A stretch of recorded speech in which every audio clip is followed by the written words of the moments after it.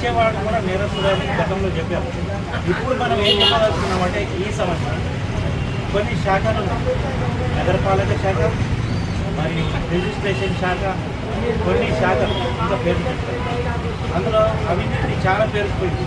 ఆ అవినీతి దూరం చేయాలంటే హ్యూమన్ రైట్స్ ప్రత్యేక పాత్ర పోషించాలి.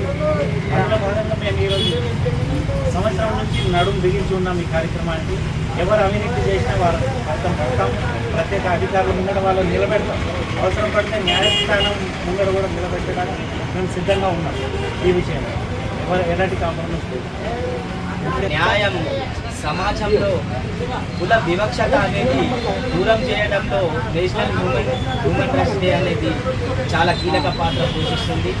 ఈ హ్యూమన్ రైట్స్ డే ప్రతి ఒక్క పౌరులకు కూడా ఉద్దేశించి జరుపుకోవడం జరుగుతుంది. భారత రాజ్యాంగంలోని డాక్టర్ బిఆర్ అంబేద్కర్ గారు రాజ్యాంగ ఫలాలను పౌరులకు అందించడం జరిగింది. స్వేచ్ఛ, సమానత్వం, సౌభ్రాతృత్వం అనేది రాజ్యాంగంలో పొందుపరిచి ఉండడం జరుగుతుంది.